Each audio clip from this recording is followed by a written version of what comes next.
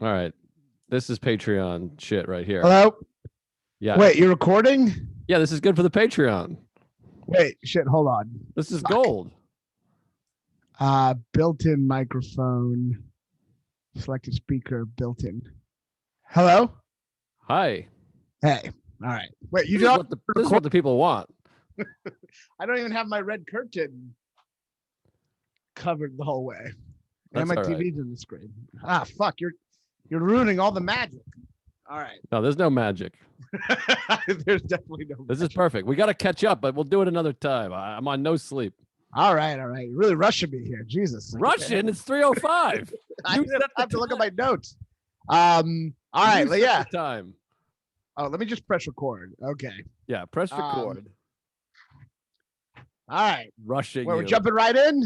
I mean, you're late. I'm rushing late. you. What It's are you crazy? 3:05. It's 3:03. No, it's 3:05 by my cell phone and my computer, which is Apple time, which Apple rules the world. My computer is 3:00. It's whatever. Anyway, Look at there's your a iPhone. 5-minute Pick up your window. phone. What? Pick up your phone. Tell me what time it says. It's not important. It's very important. Hey, could this my be a speech impediment now? My T? My Could this- T speech could this- impediment? could this be a bit? Mm-hmm. That's something. By the way, action. Could this be? Could this be a bit? Sometimes important sounds like in poor taste.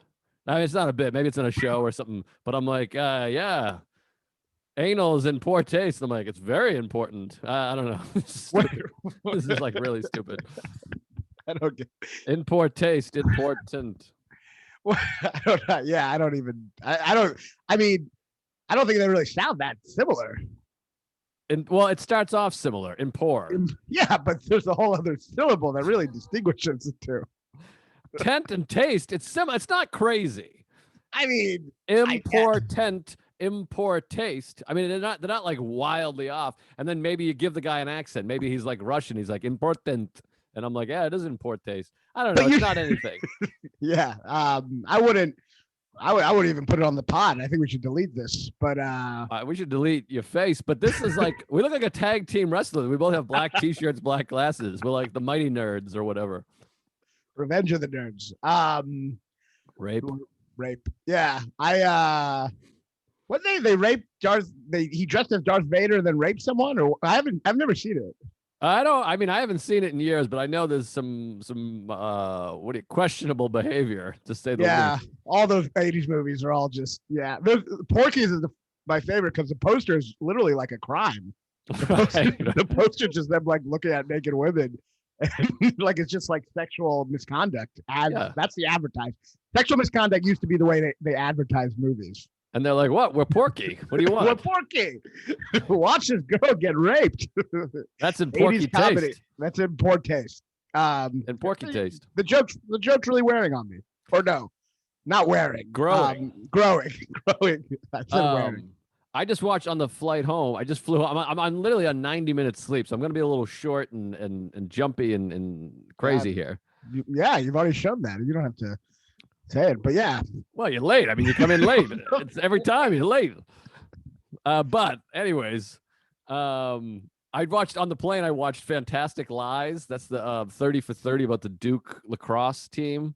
Oh, that's the one where they actually. That's the one. The one time you don't believe all women. It's one example of one example. Yeah, I don't know if it's the one time. There's not the one time. Emmett Till's another one, but yeah.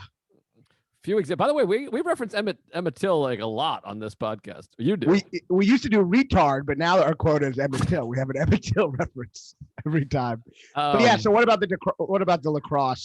It's just such a an anxiety-inducing film. Like, why am I watching that? Like these three kids. The whole team was whatever. I've watched it before. I'm like rewatching the most anxiety-inducing documentary, but these three guys really had to go to trial, and it was like 450 days, and they got fucked every which way, at every level by everybody. And then, like, I believe it was like a Rolling Stones article that accused them, like, made it a big deal. That was Virginia. That was UVA. Similar situation. Though. But then once they were found innocent, there was no press. about Right. it. That Right? was the UVA one. The Duke one was even bigger. And to this day, there's still comics that are like, this guy looks like he plays for Duke lacrosse. This is Duke lacrosse over here. Right. It's not like well, that's the thing. People get like one part of the information and then they just start. They don't get the full story. They start spreading that, forever. Yeah. It never gets corrected. People are like marching down the street with signs that say castrate, and they're like, "You fucking pieces of shit." Though the one thing I didn't get really like, maybe I don't know enough about sports, but people, like I guess the whole thing is that it's very stereotyped. Like, yeah, these lacrosse players are all about raping, but isn't lacrosse like kind of effeminate, kind of dainty sport? No. Okay. No. Am I about to get shit on? Are the comments literally coming right now? No, I mean, it's just you don't know the sport, but no, you can like swing and hit a guy with a stick. I mean, you're like throwing a ball into little people's like baskets that they're holding. Is that not a little? Yeah, I mean, you can do that with football. I mean, you're running with a little piece of pig. I mean, yeah, but like I don't know, something about the little basket on the thing. It just seems a little. I don't know. It just This should make sense if you played rugby. You know what I mean? Like if it wasn't coming. You're saying I'm not the guy who can call lacrosse like a pussy sport. Yeah. No, if you were like a big, rugby or football guy, and you were like, get out of here with this basket on a stick, but you're like, a film nerd. I'm like, lacrosse is for pussies. Now back to chess. Yeah, I don't think you've ever jogged at any point in your life. So. I jog a lot. I found that very insulting. But yeah, I mean, it's not working, but I do it. It hasn't, the jogging hasn't, what's it called where it like hits off, like, it hasn't, whatever. I haven't, I exercise a lot. Really? Yeah, it's really annoying. Yeah. Here's the thing. Life is not fair. I've been on the road with you. You just like eat pizza and hamburgers and you look fine. I mean, I'm sure you have terrible cholesterol or whatever, but like you look great. And then I fucking eat salads and run and I look like fucking Humpty Dumpty. It's just cruel, nature. I mean, first of all, yeah, some of it's nature, but also you're just dismissing. First of all, I fast, I run. I mean, I do mixed martial arts. I do about 100 push-ups a day. I'm doing jumping jacks all day. I walk, I run. Well, I didn't see the jumping jacks. I just saw the pizza. Yeah, I eat pizza sometimes. And no, I think everything's working out exactly the way it's supposed to. I love how you texted me before this. Were like, can we make this an hour long? And I'm like, sure. 30 minutes in, I'm fat, and we haven't even talked about the movie. No mention of the movie, but all right, let's get into the movies because these are interesting movies. But I'm excited. These are your choices. I don't give a fuck about these dumb, fucking, stupid movies. I'm on no sleep. I'm all cranky. And Zach cranky. I'm all fucked up. But let's get into it. I just finished rewatching. I didn't finish. I just rewatched half of Dumb Quiet Place #1. Where do I start? 1 or 2? Let's start with 1 because I just watched that first. I just watched that recently. Yeah, I did not like 1 the first time I saw it in theaters. I didn't get the whole like hype. And rewatching it, I'm like, yeah, this movie fucking sucks. It sucks. But people love this movie. Yes, people love it. I was just rereading. It's got like 94% on Rotten Tomatoes. First of all, I mean, there's many things I have to say, but like, first of all, like, first of all, I don't know where to start. Let's start with this. That kid, the boy, one of the worst actors of all time. Terrible. Adult or child. And I don't mean to be rude. I'm sure he's a nice guy. Well, not like he's going to hear this, but like one of the worst. I mean, that kid, and that's John Krasinski's fault as a director. People are like, he's a brilliant director. He should be fucking telling the kid every time you see the monster, don't go, whoa, whoa. Like his eyes bug out in the most overreacting thing. That's Krasinski's job to fucking keep him in check. Yes, I think the kid stinks. He stinks even worse in the second movie, I found. He ups the little bitchness. It's like literally cartoonish. Yeah, I agree. And I like that he still has to, like his dad still has to like cover his mouth when the monsters come. Yeah, what is he, retarded? Like the kid's, he's not on it yet, where he's like, whoa! Like he's like trying to scream. You're like, you don't get it. You have to be quiet, you dumb It's a quiet place. I feel like a big part of the marketing they just put in the movie, half the movie is John Krasinski going, or John Krasinski covering his mouth. I feel like that became part of the like marketing, the way he puts his finger to his lips like 25,000 times in this movie. We all know the rules. Yes, we know them because they're written in big bold letters on a fucking whiteboard. It's literally like creature. Creature, what is the weakness? Like he writes that. What is weakness? Okay, let's talk about that. So everyone fucking, I think you might be in the mic too much. You might be yelling. It's hot. God damn it, fucking Christ! What about like here? That's better. Yeah, that's good. I know it's bad if you're telling me because you don't say anything when it's like terrible. So it must be fucking just deer starting right now. Jesus, it's a lot. But I'm on no sleep. It might be, you know, I mean, it might be on edge. But so the side thing is like the most forced exposition. I've never seen like forced exposition not said out loud. It's kind of a new type where it's just written, like it's just a sign written. But first of all, they can't remember those three things. Right. Oh, they don't like sound, and they eat humans, and there's three of them. Remember, in case you forget how many, three. How many? They write how many, and then three underneath and circle it. And then, by the way, maybe the retarded kid's doing it. Maybe the retarded kid's the one who does a little. It's like a science fair project. They're all the kids are a little retarded in one way or another, whether it be face or acting skills. But I mean, there's so much to talk about with this movie. But one of them is the newspapers. Has this been brought up? Was this a hack bit? How are they printing and delivering the newspapers? There's like, they have newspapers from all over the country. It's like the New York Post, the LA Times, the Turkey Times. How did they get there? I know, it's weird. You're like Iowa Gazette's just stapled to the wall. Like, who printed it? How do they print it? How do they ship it? It feels like it literally is like Ace Ventura, where he goes in and there's all the newspaper things and all that. You know what I mean? Like when he goes crazy, it's like, yeah, that like, I don't know. Once again, I guess that's Krasinski or like the person who does the design of the room, but that whole room with the newspapers is like 1950 shit, like a Mars Attack type kind of movie. It's like so bizarre. And the signs thing, it's like, yeah, I mean, it's just, how do they get all those newspapers? Why do they need to? Honestly, the sign thing looked like something the screenwriters had when they were working on the script. Right. Like someone it looked like it's like kind of, what's the kind of board? Whiteboard. It's kind of whiteboard two screenwriters would use to like help them. It looks like they just were brainstorming. They're like, all right, let's have them be three. That's what it seems like to me. Yeah. Like you'll see the synopsis on the desk for the movie. And then he's like, put it in. By the way, similar to No Country for Old Men Batman with the coin flip Two-Face. Yeah. Was this movie unaware of Home Alone?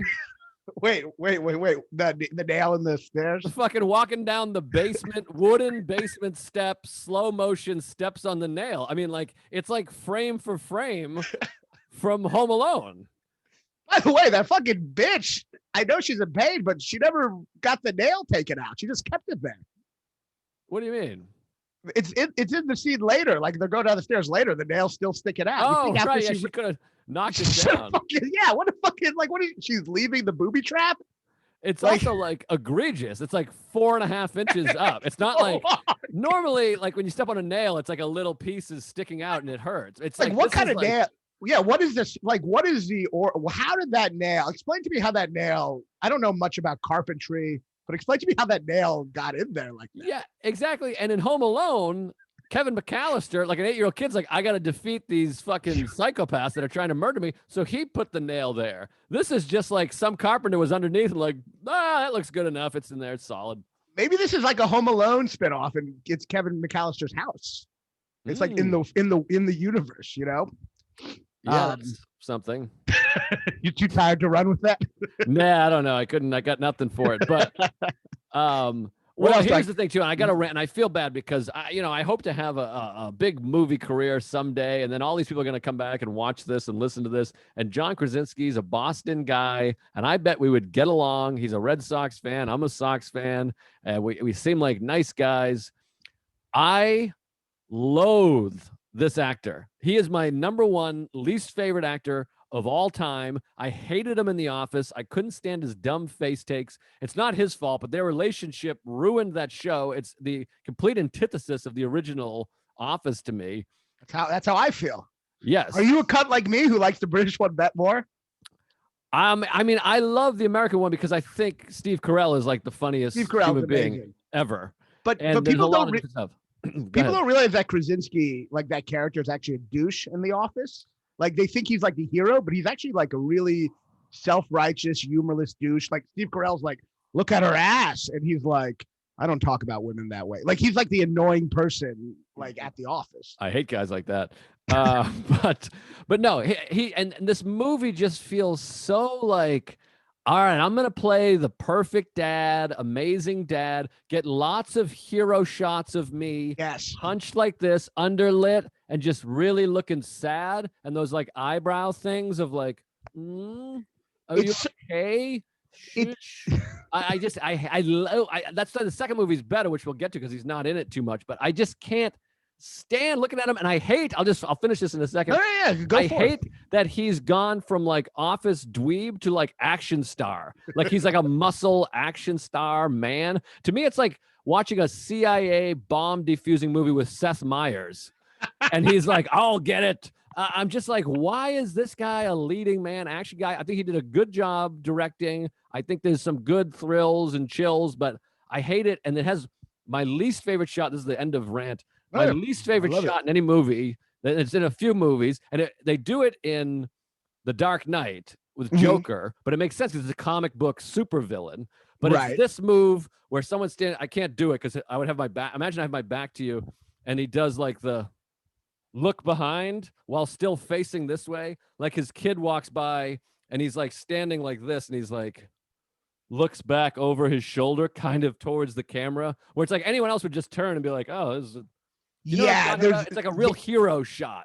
I know exactly. I don't know like the specific, but there's a lot of those shots where the camera just like zooms in on him as he's like the protector who has to like protect this moment. You know what I mean? He puts him. That's the kind of shot you're saying. Like, yes, he looks back. Like, how do I protect this situation? Yes, and it's a way that no one would ever turn ever. It'd be like if you said, "Look behind you," and I was like, you know, what you mean you just turn your body. Yeah, it's like an Instagram white woman post. It's like you would look like just like it's like you're posing for a headshot.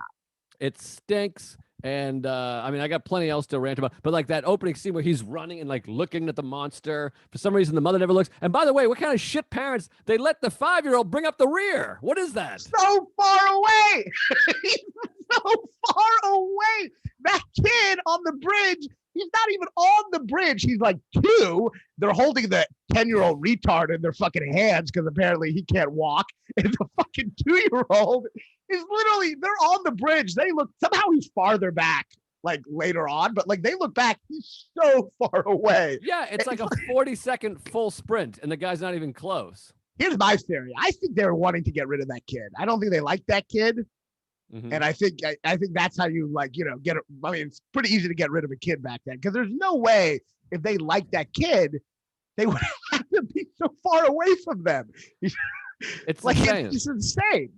Like I mind-boggling.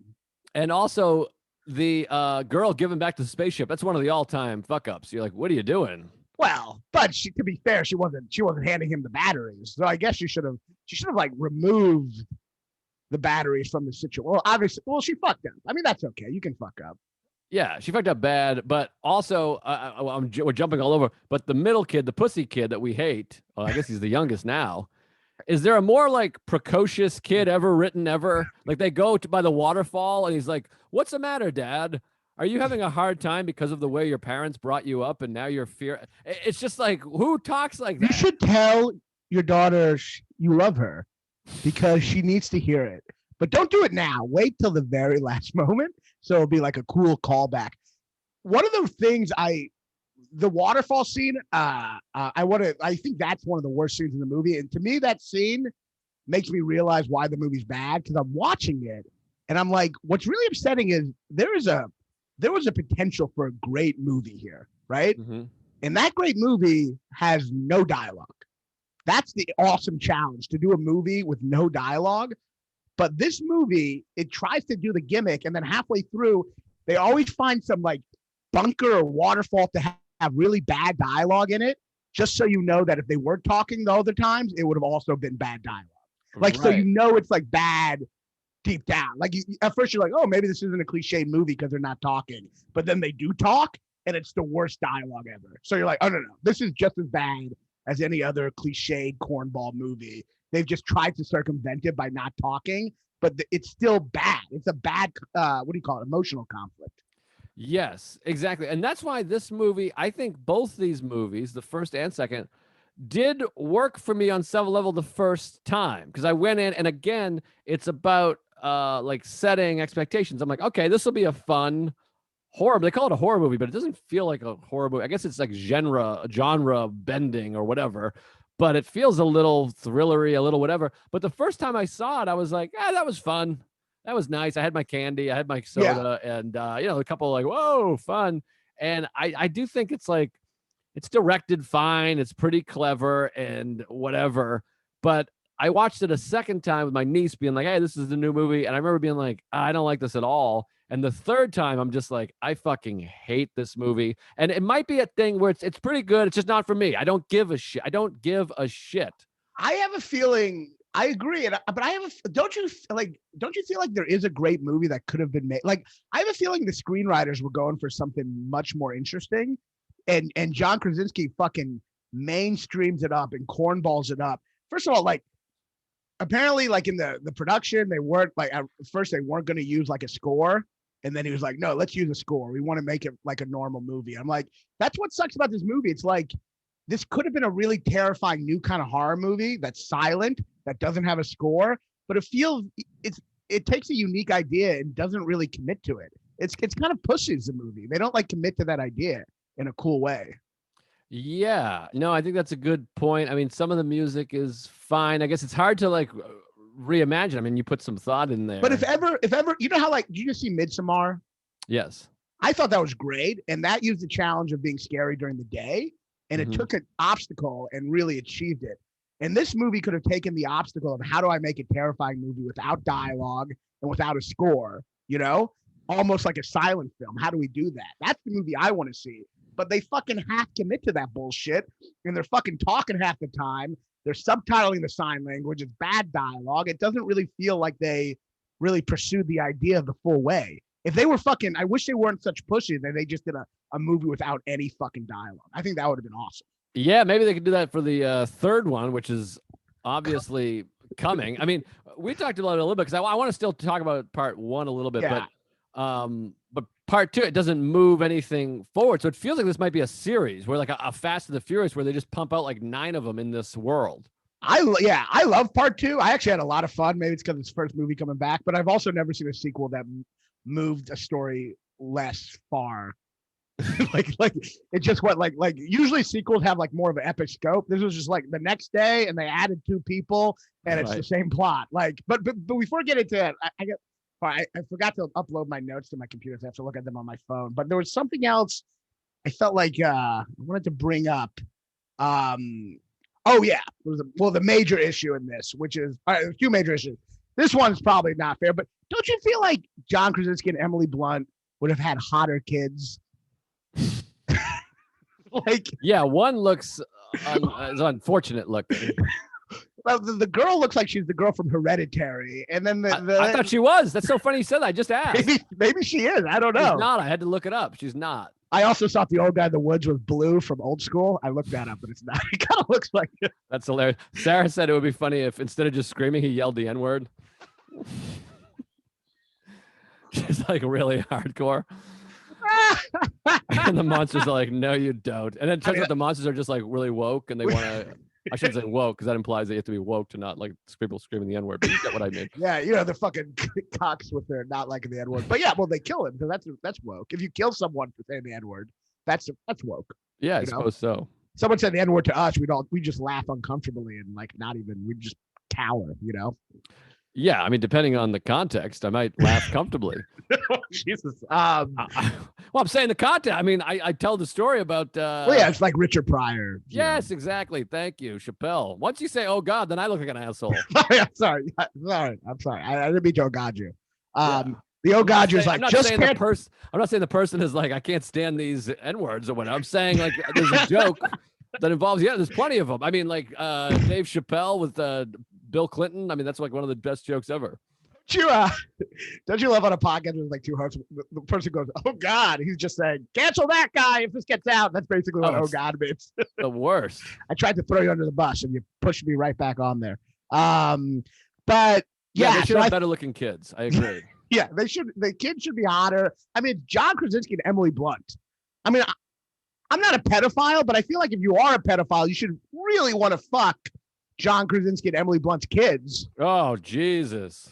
My God. Come on. You God-ing me? Yeah, that's right. This is terrible. Whoa. I don't sign off on this, folks. But yeah, I don't think they're hot. The girl is interesting. She's deaf, and she also looks deaf. I mean, deaf people look deaf, kind of, huh? Isn't that weird that deaf people can look deaf? Yeah, well, she looks like something's up. Something's a little off, you know. And deaf, like something's off. Your hearing is off. But I will say this, and I'm not trying to be like a woke piece of shit here. I mean, obviously I'm not. I just said the kids weren't fuckable enough. I'm not exactly, politically correct. But the women in this movie are infinitely better actresses than the men are actors. Like Krasinski and his son suck, and the deaf girl is fucking great. She's great in this. She's great in Freddy Krueger and Total Recall when she pops out of the guy's chest. She's great at all the things. But the girl is great, and Emily Blunt is fantastic. She is great, and the men in it, the males in it, just fucking suck.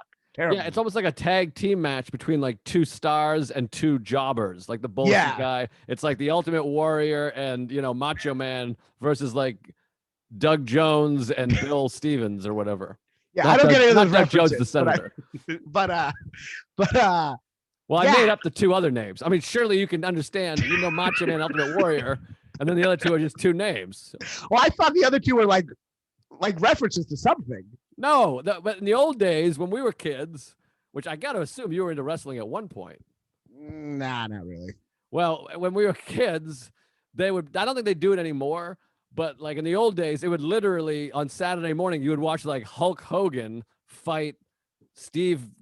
Oh, just be a regular guy. Yeah, it was just like a guy, like he'd like be in the ring already waving. And they're called jobbers. Oh, wow. That's like the name of jobber. Is like yeah. No, I didn't get any of what you said. But that's on me. I mean, I just don't know wrestling. Yeah, I just assumed. I kind of took a glance at you and assumed you were into wrestling. I even as a kid, I was like, this is the dumbest shit in the world. I forget that you're like smart or whatever.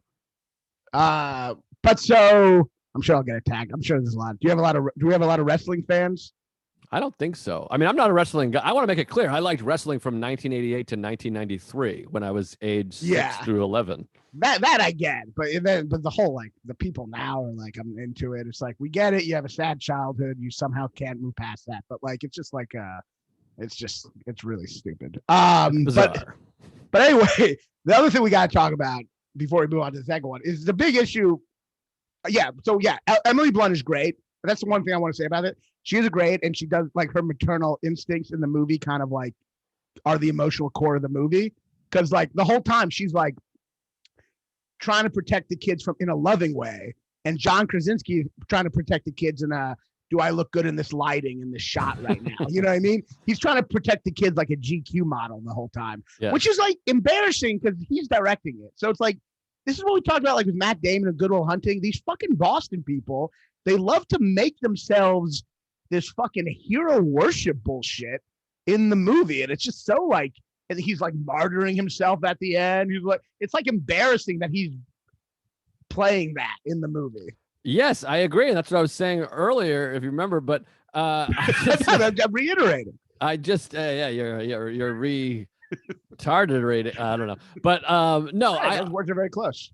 I agree. And I just can't stand alone. And again, it sucks because I feel like I would be like buddies with that guy. If I met him, I'd be like, oh yeah, the Sox, that was crazy. Oh, Carell's a riot. Oh yeah, my parents are similar to your parents, whatever. But on screen, I'm just like, yuck. I hate it. I hate every face he made. I got a real thing. It's like personal. I know. I just think he's such a cheese dick, and he's just really being very dramatic. And even when the way he runs and the way he's like, I'll take the fall. It's just like, and also, by the way, so I just saw it coming. Even when I first saw the movie, I'm like, I saw this coming from like an hour away. I know. And then the shot where he does take the fall is awful because it's one of those scenes in movies where everyone for some reason knows exactly what's going to happen before it happens, which is kind of weird. Like the daughter gives him a look like she knows what he's going to do, which is like a weird thing where everyone just like, a movie should be unpredictable or have a scene where you're like, what the fuck just happened? It shouldn't be everyone going, now your turn to make this big moment. Let's look at you. And then he does the scream. It's just like it's so forced and corny. And he's such an arrogant dude that even in the second movie, which he wrote, half the movie is them complimenting him from the first movie. They're still like saying like, what an amazing man he is. It's like, what the fuck? Like he's like just jerking himself off. Even in the sequel, half the movie, like your father was a hero. You're nothing like him. It's like he wrote those lines. Yes, I agree. I agree with all that. Oh, fuck. I had something good. And then I felt like I couldn't just go straight into it. I had to say, I agree with that. So you didn't feel out there, but me saying that made me think, hold on. I'm going to think of it. All right. Okay. Krasinski, the action movie. Fuck me hard. Oh, I won't think of it now. I'll come back because he looks, everyone knows he's going to die. Hero worship. Oh, wait, hold on. I got it. Hero worship. Hero worship. Oh, second movie. He's complimenting himself in the second movie. Oh, he's martyring himself. Shit. You all know. I'll just start. You all know what he's about to do when he kills himself. And then he wrote the second movie. He's complimenting himself. This is a different point. This is what I was going to say, but I think this is a good point. Anyways, I have it written down here at least. There's also inconsistencies with the quietness. How quiet do they have to be? Because at the very beginning, she's like taking pills and like touching them like this. Like if you knock over a thing of pills, you're going to be dead. But then the daughter slides across on her knees like Bruce Springsteen and catches a fucking spaceship. Like it's the spaceship falls from the third. She dives and catches it. That's not enough. No, that's we saved the day. That doesn't make any noise.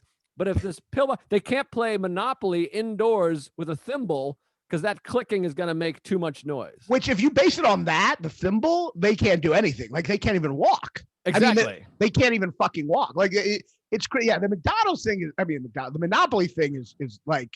Yeah, the rules are very altered all the time, which I get it's a movie, but you get the feeling like they just have the aliens come out when they want. And that also that the aliens sometimes attack immediately and other times just kind of sit there. You know what I mean? It's like, it's very like haunted housey where you're like, you feel like they're not going to really kill them. And this was Sarah's point. I thought this was a good point too. So the monsters are all around because every time it's immediate. There's a noise and bang, they're there. They're walking around. There's three. There's three. Remember three, not two, not four, three. Do they ever just accidentally run across them? Like when they're walking, are they ever like, oh shit, he's right there? Like the monsters, are they fully hidden?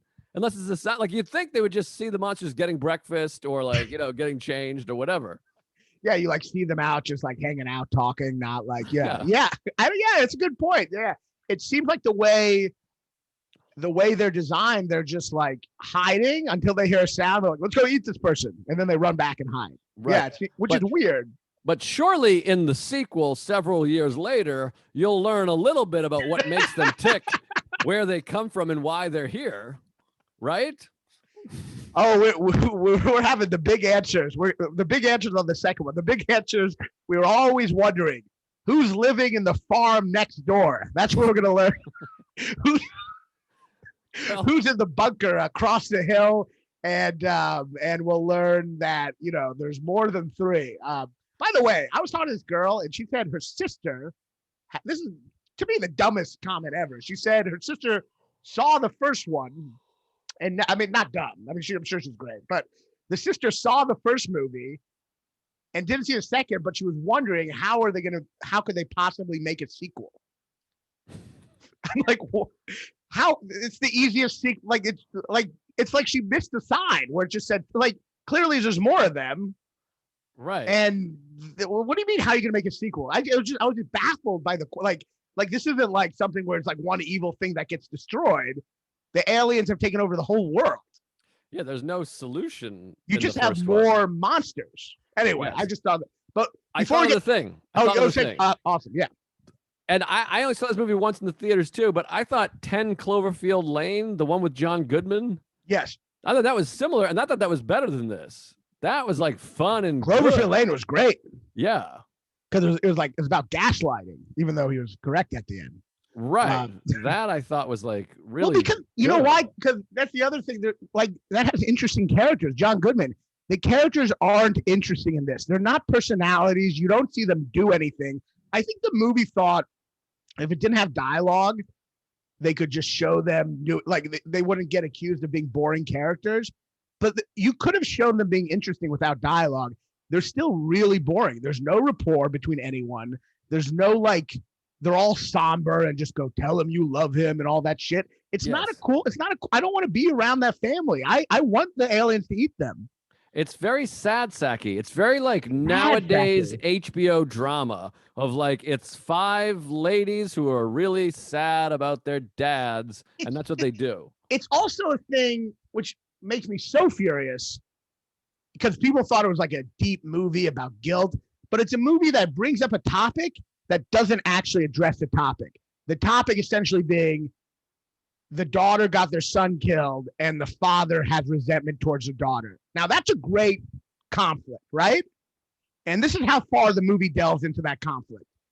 It turns out the father loved her the whole time. It was a big miscommunication. That's it. That's the whole thing. This could have been an interesting thing about resentment, but it's not. The whole thing is just like, no, I loved you the whole time. That's it. That's not exploring anything. Also, he should be fucking livid. Like I was looking, I'm like, yeah, I'm having a hard time getting over this. I mean, I took that away. You know the rules. You know the monsters. You gave our fucking defenseless child. Granted, I let him walk 300 yards behind, but you gave him a space shuttle with batteries. You fucking twat. Killed my best looking kid, who's way better looking than the other kids. And by the way, that kid stinks as an actor too. He's only on screen for like 40 seconds. And he's like, he sucks. Krasinski is the worst like director for kids. I think he's just like do whatever you want. That's perfect. Like how many times did he see that middle kid, the retarded kid, just go see a monster, go wow, and Krasinski's like perfect. Like, he's like Bug Eye. Who's Bug Eye? He's like little. Right. It's very Spielbergy. It's like it's. No, but Spielberg's good with kids. No, well, I'm saying the movie is Spielbergy. It's all it's kids, those close up. I mean, like Jaws, which we've talked about, is like my favorite movie ever. They do the Richard Dreyfuss close up 4 times in a row at the end. Right. When he's underwater. Like it's the exact same shot. Right. But it is a shark attacking a 25-foot. He's going to do that. I mean, he's going to do that a couple times. Yeah. But like, no, I mean, this is all Krasinski. I'm sorry. Yeah. Krasinski's just trying to be Spielberg in this. They literally have the corn. Yeah. Of course. I thought you were just.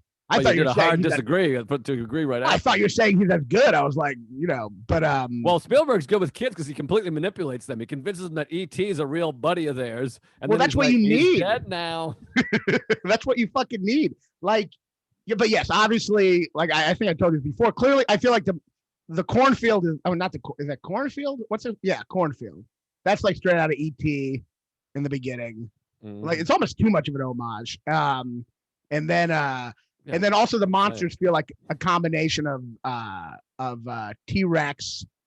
The way the T-Rex can't see if you don't move, it's like this can't see you if you don't make a sound, combined with some Velociraptor's way of kind of moving. But we don't have. I know you're in conversation. We don't have to talk too much.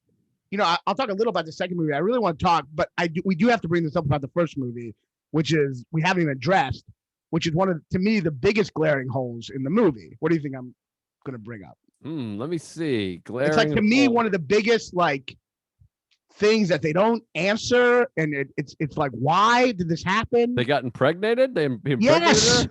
Yeah. Why are they having a fucking kid? Well, that's what's interesting because upon rewatching it, I had that thought last time, and I was like, wait, they must have been pregnant, and then it says 487 days. So I guess the idea of having the kid is they want to replace the kid that died. I think that's the idea, but it's very irresponsible. If there's ever a time not to have a child, even the most pro-life person would be like, yeah, use protection until we figure out this whole monsters who kill anything that makes a sound and that's all fucking babies do. You know what I mean? But maybe there is no protection. Maybe her IUD expired and condoms were all taken by the monsters. Or They they're got too the noisy. painkillers at the grocery store. Surely there's condoms there.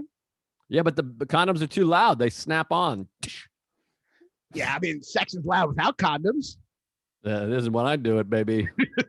I don't know. To me, a lot of people thought the movie was pro-life. And I don't think like these Hollywood actors are making a pro-life movie, but a pro-life movie would make more sense.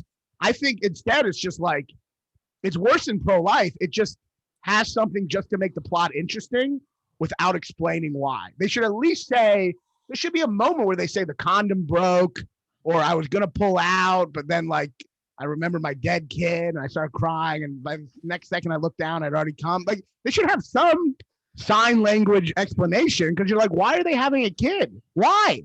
It's insanity. And I don't know. But also like to your point too about this movie, I hate movies like this where it's just anxiety inducing to be anxiety inducing. It's like they're separated.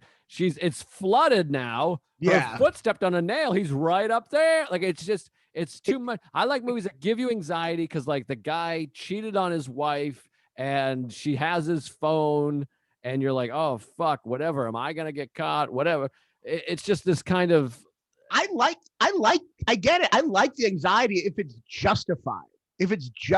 But this seems like an overt obstacle course. And the whole time I'm like, just fucking kill the baby. Like if ever there's a time you're allowed to like a late term abortion after it's born, it's this situation. The whole time I'm watching, I'm like, it doesn't make sense that they're having a kid. And by them having a kid, by the way, it puts the other two kids in serious danger. Yes, like of course. It just makes them look irresponsible. So I don't mind anxiety if it's justified, but this seems like they just had something. They just had her be pregnant because that would make it more complicated without trying to explain why. Luckily, they still had a couple oxygen tanks laying around from the before times. I mean, with baby masks.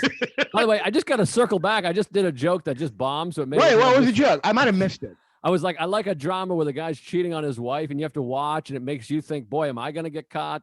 Oh, and then you didn't recognize it. So it looks like I'm just like blatantly being like, whoops. But anyways, I don't. But yeah, maybe it was too subtle of a joke. No, I'm a fucking narcissist. I'll like listen back to podcasts and like hear the other person say all these hilarious jokes. I just never like listened to the first time because I was too busy thinking about what I was going to say.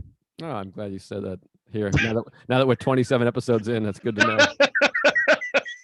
You're like, I've never listened to a podcast partner before, but all right, let's talk about two. Because, all right, yeah, let's talk about two. Yeah, we got to. It's hard because I saw it once a couple weeks ago, but similar to the first one, I enjoyed it. I thought it was a better movie because it's Sans Krasinski. Sans Krasinski is a huge selling point. That's how they should have advertised it, you know? This time we ditched Jim. Huge selling point. And like, I don't know. For me, this is going to sound crazy. I recognize that the sequel did not move the story forward at all. And that was basically kind of like just the next day in the same plot. But maybe it has a little to do with me, first movie back, but I fucking love the second one. I really had so much fun in the second movie. It's very enjoyable. I mean, what I liked, it's ironically, is because Krasinski is in it in the beginning. I liked the first day. I'm like, give me that. That's fun. That was amazing. Fucking fire in the sky during a baseball game, and it was really thrilling and a lot of good scare. Like, and that's what I want. I want to go to the movies and eat some popcorn and go, whoa, oh Jesus. The reason I really liked it more, I think, has a little to do with the fact that, like, when it comes to horror movies, I want a lot of jump scares. I'm sick of this psychological bullshit. Yeah. I don't care about, like, we love the psychological horror movies. It's about a demon. They don't exist. I don't need the psychological bullshit. Just make me jump in my seat. And the first movie does not really do that. No. It's just them kind of hiding. And this movie is amazing jump scares. And like the monsters are so much scarier. They're like, they move quicker and like you see more. I don't know. It just was the opening is so good. I agree. A lot of these horror movies, they try to make them like art film horror movies, and there's like 2 scares the whole movie. Literally, it's a bunch of false scare things. And then how many fucking movies do we need where there's a kid sitting on the floor giggling? I'm not afraid of a kid. I don't get it. And water. It's all water dripping and a kid giggling. I'm like, fuck off with the kid. He's under the bed. I get it. His hand's gonna reach out. Which is the kid? Which part is it? Every movie, not this movie, every horror movie. It's just like a kid under the bed and you're standing there and it's quiet and then it reached out and grabbed your ankle, which is a jump scare. I get it. But it's just all dripping water and laughing kids. And I'll call a plumber and I'll punch a kid in the face. Yeah. I mean, I think this is also maybe bringing up something. You said something that I think brings up a little about why the first one's also bad. It has the lack of jump scares of an art house movie, of like an art house horror movie. Mm-hmm. Without any of the emotional complexity. Right. So it was because if you look at the opening scene of the second one, it's amazing. It's like the whole town breaking down. It's terrifying. And if you look at the opening of the first one, even the kid getting killed, it's not even scary. He's like, they foreshadow it. He's running to get the kid and everyone's crying and you know he's not going to make it. It's more about the emotions and the scares. And it's just like, it's so telegraphed. But this one, the opening, reminded me of a movie that I think is very underrated. I know what movie you're gonna say. You probably know what movie.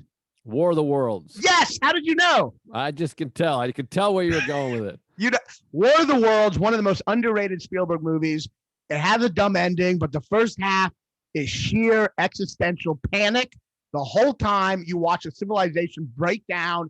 People talk about Spielberg being corny. He might be corny, but he also takes you to the fucking abyss. And he does that with that movie. And this movie had elements of that where you feel like they're so helpless in a way that really is terrifying. Right. And well, that's the most fascinating thing of all these tragedies, and not to make 9/11 into like a cinematic event, but the most interesting and compelling parts as it unfolds is the what the fuck is happening? What's going on? How big is this? How bad is this? Where is this going to go? Like you're watching the news and a fucking an airplane hits a building and everyone's like, oh my God. Everyone's like, what the hell? That's what this has. Is because the other movie, it's like we're already in it.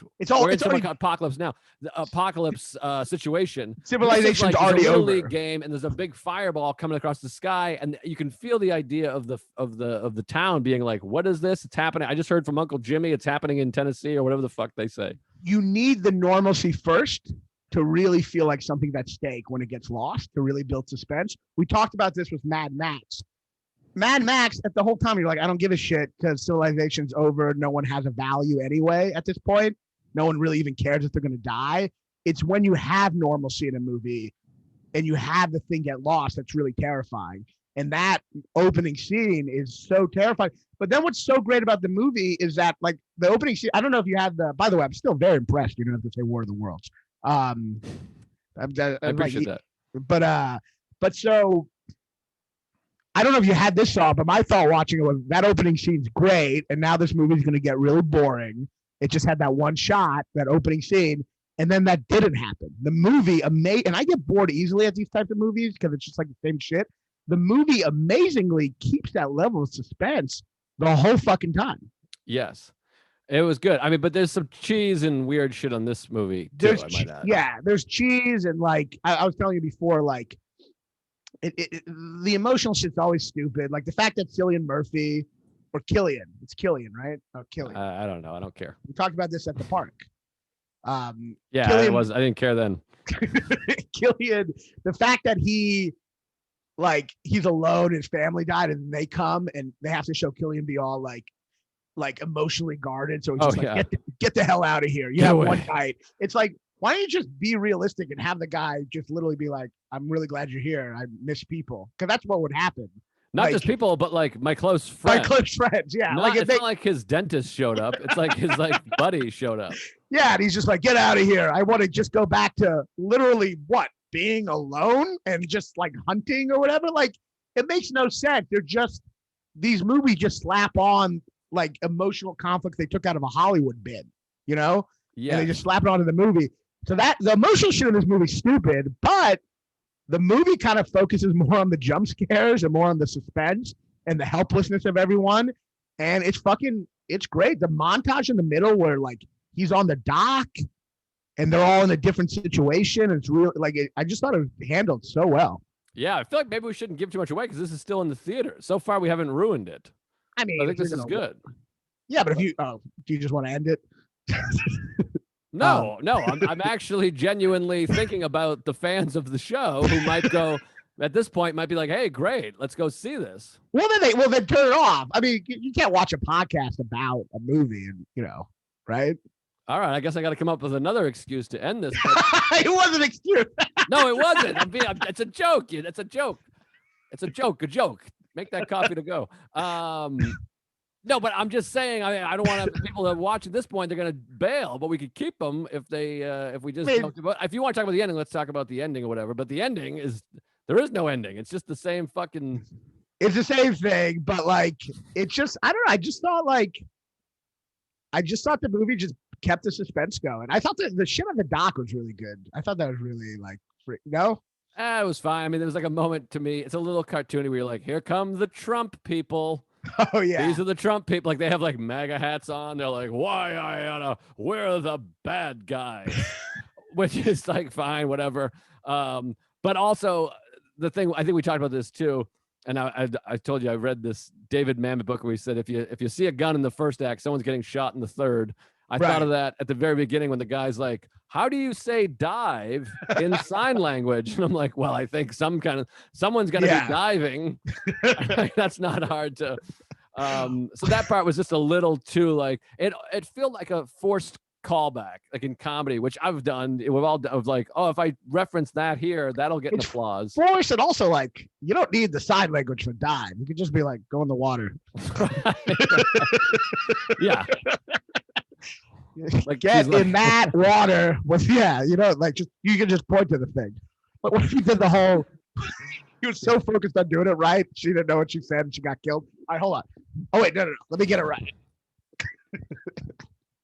If your thing for dive is just literally doing this, I don't even know if that's technically like part of it.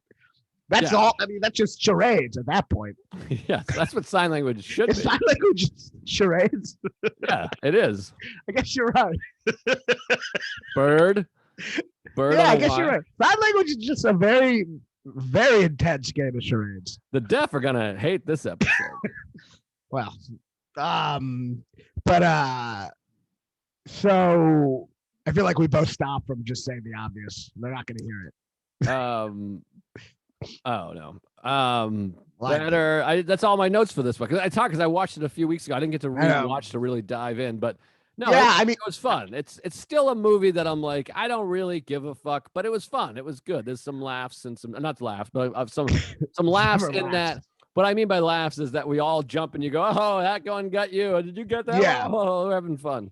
Yeah. It's emotionally it's dumb. The whole ending where the kids are like independent now and it's all dumb themes that are slapped on, but the suspense is great and it was just fun the whole time. So that's what I didn't have in the first movie was somehow self-important and like emotionally shallow, and this movie was emotionally shallow but really trying to have fun. Mm-hmm. And that's a much better version. Yeah, it's interesting. But so now I'm curious, like if they do a third, is that going to get some answer? Because it feels like you need like two movies. Because we still, like I said, I'm like, why are they here? Where did they come from? Third movie's going to be. How are they going to leave? The third movie is going to be in the hallway next to the radio station at the last movie. They're just going to go into the hallway. It's just going to be what happens in that hallway for the next 2 hours. They're just going to move it. What happens in the hallway is a good name for a movie. What happens in the hallway? Yeah, that's like a high school rape thing. Yeah, high school rape. That's like the new version of Porky's, where it's like very serious. Yeah. I mean, obviously it's a serious thing. I'm not very serious. Very serious. We're allies. Well, give me the jump scares. If you haven't seen War of the Worlds or you don't remember, go check it out again. Great movie. And yeah, I mean, but Quiet Place 2 is great. Quiet Place 1 can suck my dick. And that's my review. Yeah. I'm so scared that Someday we're going to be successful and like movie people are going to hear about that. They're going to take this footage and put it out there on Twitter. And John Krasinski's, I'm going to see him at a Red Sox game and he's going to be like spit in my face like Roberto Alomar. We got to have like a Mission Impossible thing where this whole podcast self-destructs the minute any of us get like something. I think you're right. I've done that with every podcast I've ever done ever for different reasons. Yeah. I mean, that's, yeah. So, but, hopefully we'll never make it and we can keep on shit talking. Yeah. People making movies. There's a shit good talking chance. People following their dreams. There's a really good chance at least one of us will not make it at all. Well, I guess I'm already sounding like a failure because I was about to say making it subjective, which is something like someone failing would say. Well, that's what's hard about it is like people are like, well, what did you ever do? I'm like, no, John Krasinski's better than me. Yeah. I'm just saying he sucks. I'm not saying I'm better than him. Oh, I think I'm better than him. Oh, yeah. I think he's just a good-looking douche. I don't know. I feel like if he did stand up, he would very quickly be better than you. That's insane. I mean, that's how dare. All he would do is go on stage and just look away, like in the office. Like he'd have to do a take for every single person. I'm not looking at you. I'm looking this way. Yeah. Fuck him. No, he stinks out loud, stinks on ice. So okay, yeah. So this was good. This was fun. Every episode you're good for one just complete malfunction. Oh, what happened? Like this. Yeah. Oh, I thought you meant a technical malfunction. You meant a mental malfunction. Yeah, no, like your brain goes haywire for a second. It's amazing because you're such a bright, outside the box thinker, and you come in with these great ideas, and everything you say makes me really think. Even if I don't agree, I'm like, let me think. Except for that early on, the baseball shit was like really retarded. But then at some point in the middle of these great, articulate, very smart, hilarious points, you just go, but I mean, I'm generally like, I mean, I appreciate it. And I have like, I feel like I have some good opinion and thoughtful, but I'm genuinely retarded about like 40%. Like, just to give you just a minor insight, I have an addict's personality, and anytime I buy gum, I chew it all right away and then get diarrhea. From chewing gum? Yes, because I just chew it way too quickly. Or with cough drops. I do the thing with cough drops. Anytime I get cough drops, I'll just eat them all and get diarrhea immediately. And I still do that all the time. I think the diarrhea is from something else. I've never heard of anyone getting diarrhea from. Does the diarrhea smell good? Cough drops cause diarrhea. They're like laxatives. Yeah, but you started with gum. Well, gum too are laxatives. But do you swallow it? I may swallow something.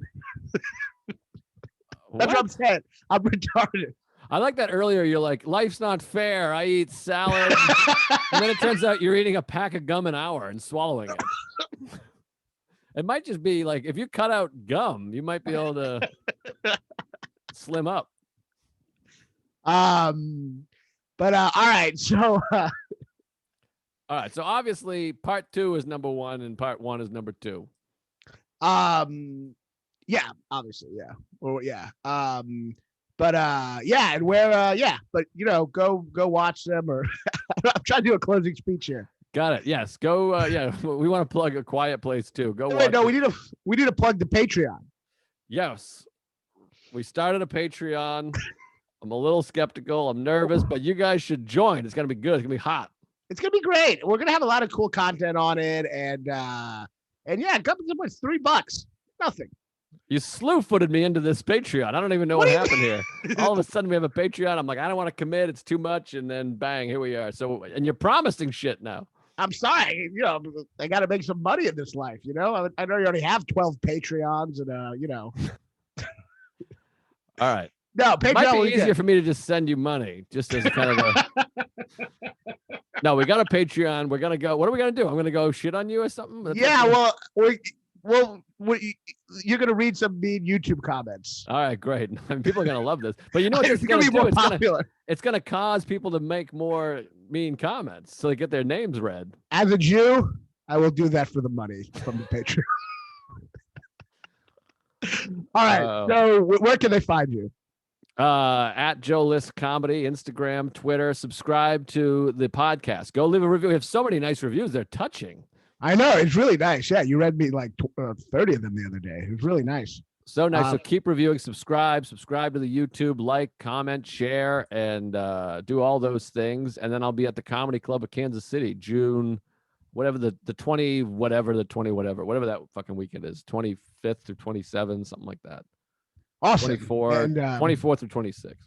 Awesome. And I'm you can see me on this podcast. No, I got shit. I have to upload. I got dates coming. Yeah, you do. I was with Whitney Cummings this weekend. She's great, by the way. She's so fun. I know you asked me advice, and I think that advice really paid off. Well, oh yeah, it definitely did. It was about not taking my dick out. But well, yeah, I could have given that advice out earlier to other friends. But yeah, no, yeah, it was really great. I don't have a road date coming up, so I have to literally talk about the past road dates. Everyone go see Raanan at Goobies a few weeks ago. All right. Well, this has been a really fun. Let's all right. I'm gonna hit stop. You keep recording.